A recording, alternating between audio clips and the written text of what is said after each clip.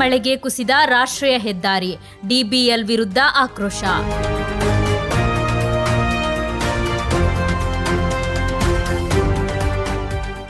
ಮಂಗಳೂರು ಮೂಡಬಿದ್ರೆ ರಾಷ್ಟ್ರೀಯ ಹೆದ್ದಾರಿ ಕಾಮಗಾರಿಯಲ್ಲಿ ಗುತ್ತಿಗೆದಾರ ಸಂಸ್ಥೆ ಡಿಬಿಎಲ್ ಕೈಗೊಂಡಿರುವ ಅವೈಜ್ಞಾನಿಕ ಹಾಗೂ ಕಳಪೆ ಕಾಮಗಾರಿಯಿಂದಾಗಿ ಮಿಜಾರು ಸಮೀಪ ಹೆದ್ದಾರಿಯ ಒಂದು ಭಾಗ ಭಾರೀ ಮಳೆಗೆ ಕೊಚ್ಚಿ ಹೋಗಿದ್ದು ಸಾರ್ವಜನಿಕರಲ್ಲಿ ಆತಂಕ ಮೂಡಿಸಿದೆ.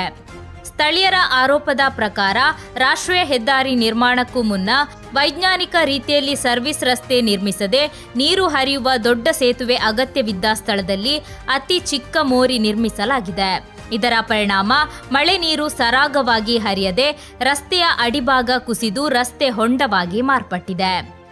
ಸ್ಥಳೀಯರ ಪ್ರಕಾರ ಡಿಬಿಎಲ್ ಕಂಪನಿಯ ಅವೈಜ್ಞಾನಿಕ ಕಾಮಗಾರಿ ನೀರು ಹರಿಯುವ ಸ್ಥಳದಲ್ಲಿ ಚಿಕ್ಕ ಮೋರಿ ನಿರ್ಮಿಸಿರುವುದು ಹಾಗೂ ಅದರ ಅಡಿಪಾಯವನ್ನು ನೀರಿನ ಹರಿವಿನ ಮಟ್ಟಕ್ಕಿಂತ ಮೇಲ್ಮಟ್ಟದಲ್ಲಿ ನಿರ್ಮಿಸಿರುವ ಕುರಿತು 50ಕ್ಕೂ ಹೆಚ್ಚು ದೂರುಗಳನ್ನು ಸಂಬಂಧಪಟ್ಟ ಅಧಿಕಾರಿಗಳಿಗೆ ಸಲ್ಲಿಸಲಾಗಿತ್ತು.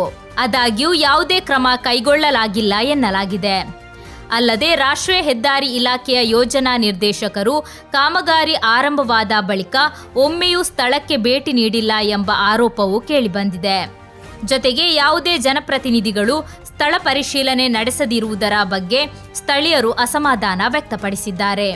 ಒಂದೇ ಮಳೆಯ ಹೊಡೆತಕ್ಕೆ ತೆಂಕ ಮಿಜಾರಿನ ಹೆದ್ದಾರಿ ಭಾಗ ಕುಸಿದಿರುವ ಹಿನ್ನೆಲೆಯಲ್ಲಿ ರಾಷ್ಟ್ರೀಯ ಹೆದ್ದಾರಿ ಇಲಾಖೆಯ ಯೋಜನಾ ನಿರ್ದೇಶಕರು ಹಾಗೂ ಸಂಬಂಧಪಟ್ಟ ಇಂಜಿನಿಯರ್ಗಳ ನಿರ್ಲಕ್ಷ್ಯವೇ ಇದಕ್ಕೆ ನೇರ ಕಾರಣ ಎಂದು ಸ್ಥಳೀಯರು ಆರೋಪಿಸಿದ್ದು, ಅವರ ವಿರುದ್ಧ ಜಿಲ್ಲಾಡಳಿತ ಯಾವ ಕ್ರಮ ಕೈಗೊಳ್ಳಲಿದೆ ಎಂಬ ಪ್ರಶ್ನೆ ಇದೀಗ ಸಾರ್ವಜನಿಕ ವಲಯದಲ್ಲಿ ಚರ್ಚೆಗೆ ಗ್ರಾಸವಾಗಿದೆ.